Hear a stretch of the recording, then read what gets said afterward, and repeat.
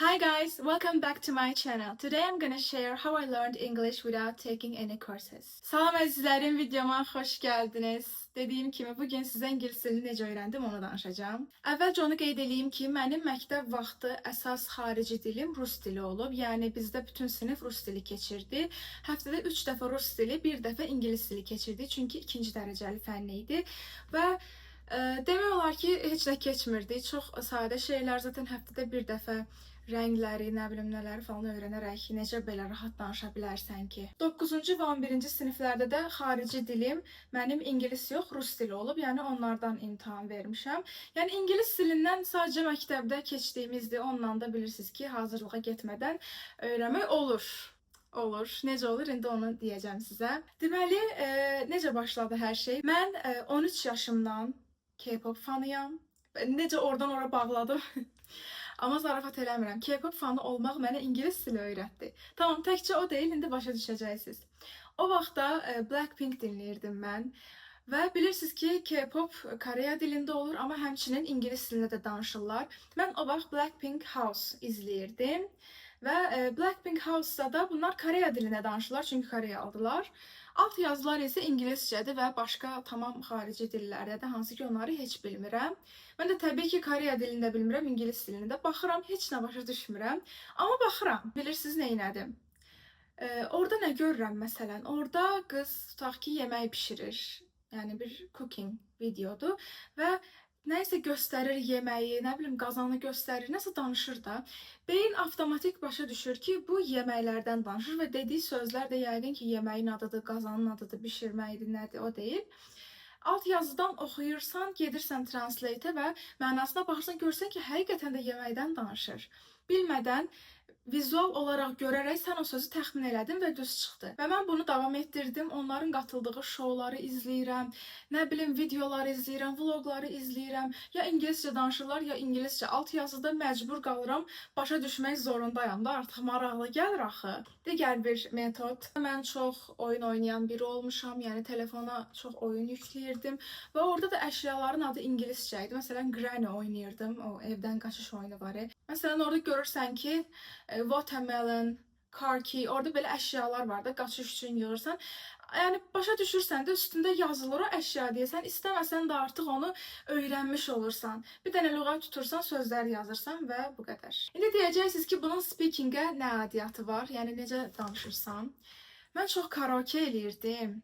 Ariana Grande olsun, Blackpink olsun, nə bilim, Katy Perry olsun, otururdum, evdə heç kəs olmayanda açırdım son səs, karaoke eləyirdim, mahnı oxuyurdum, rap falan deyirdim, yəni necə öyrənməyəsən belə eləyərək xarici dil. Yəni belə insan maraqdan çox şey öyrənə bilir və mənim həyatımda ingilis dili böyük rol oynayır.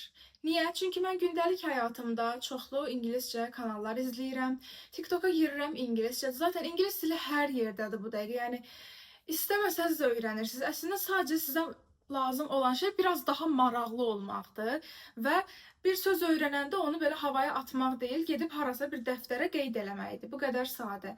Zaten onlar danışdıqca istər-istəməz o cümlə quruluşlarını da öyrənirsən. Bir də qaydalara nəzər salsan təməl olaraq bu qədər. Yəni çətin bir şey yoxdur əslində. Yəni sizə sadə bir məsləhət verməli olsam, gedin xarici dildə izləyin hər şey. Keşfətinizi xarici dil eləyin.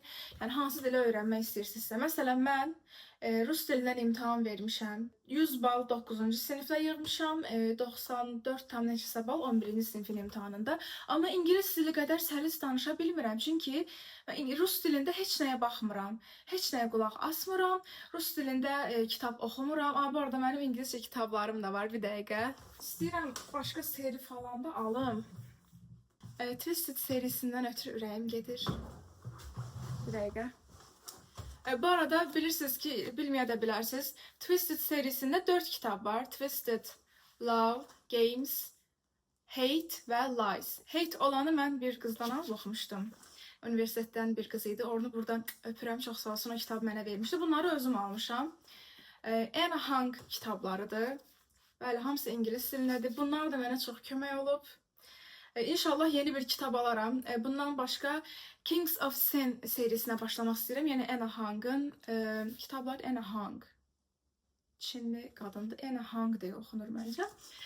Bəli, kitab oxumağın da bir qatqısı var təbii ki. Təbii ki, bunlar B2, B1, B2 səviyyəsində kitablardır və mən bunları oxuduqca təbii ki, bilmədiyim sözləri qeyd eləyirdim dəftərə. Mənim bir lüğətim var və öyrəndikcə də öyrənirəm. Sizcə ən sevdiyim hansıdır? Təbii ki, Twisted Lies. Çünki buradakı qız da influencerdir. Stella Alonso. Çox sevirəm bu kitabı, nəysə. Yetər. Bir də əgər sizin xarici bir dostunuz olsa, hər şey daha da asan olar. Mənim yoxdur, təəssüf ki. Bir xarici dostum olsun istəyərəm. Yəni ancaq ingiliscə danışsın, mən də ingiliscə danışım. Yaxud rusca danışsın, mən də rus dilini praktika eləyim. Başqa demədiyim nəsə Character AI oynamısınız heç? Əslində bir oyun deyil. Bir botlarla mesajlaşma yeridir. Yəni orada cizgi film, anime və digər karakterlər olur. Onlarla danışa bilirsiniz. Bu da çox işə yarayır. Çünki özün yazırsan, sən səhv yazsan belə qarşı tərəf düz cavab verir. O səhvi də görürsən də. Çünki onu süni intellekt yazır. Belə yəni. Başqa deyəcəyim nəsə yoxdur məncə. Yəni mən sırf internetə olan marağımdan yanlışlıqla öyrənmişəm ingilis dilini və bəli, bu qədər. İzlədiyiniz üçün təşəkkürlər.